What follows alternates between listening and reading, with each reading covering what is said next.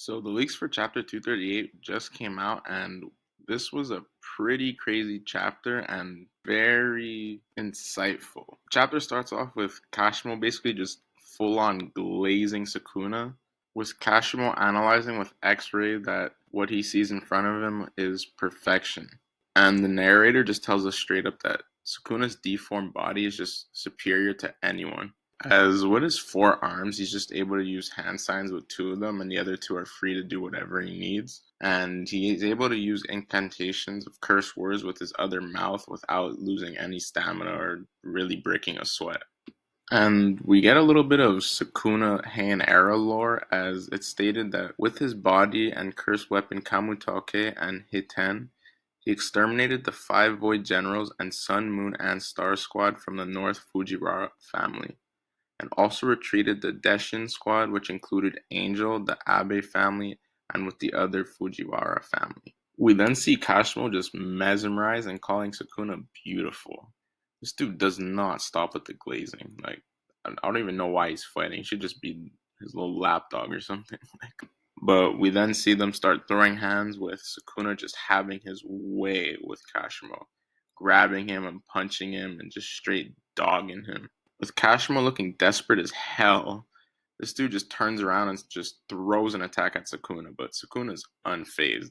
This dude starts chanting incantations, and with his next attack being prepared, he tells Kashimo to dodge it. Sukuna launches a huge dismantle slash, and Kashimo gets hit, but it looked like he just dodged it. And he deduces that this is the attack that ended Gojo Satoru. And now, kind of just looking back on it, is this like the first time we've seen Sukuna's slashes actually visible to us?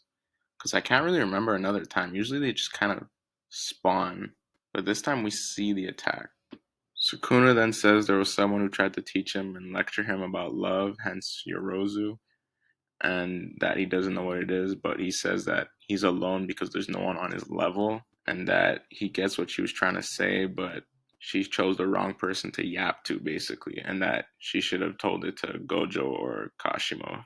And then we begin the onslaught, the most one-sided fight we've seen in a while. Sukuna then uses Kamutake once, goes around Kashimo, just starts piecing him up.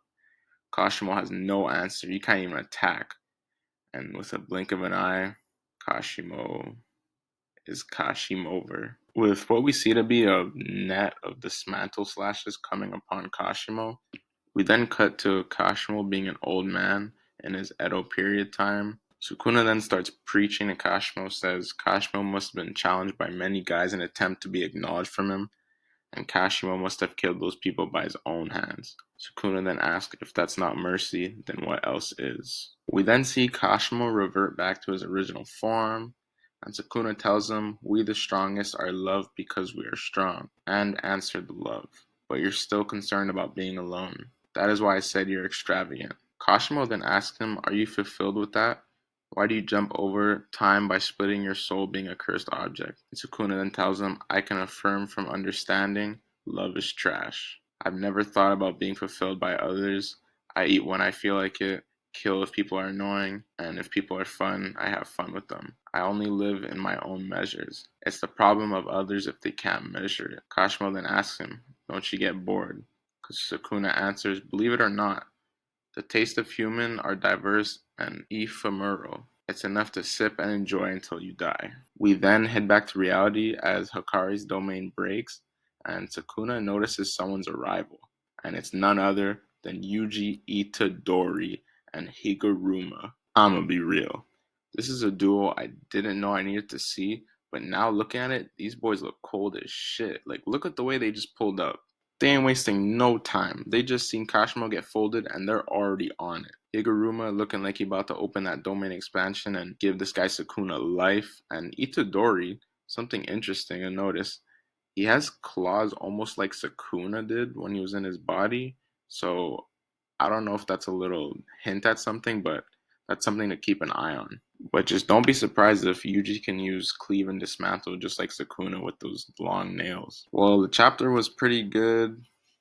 Um, the best part for me was Higuruma and Itadori pulling up, but getting back to the fight, that shit was pretty underwhelming.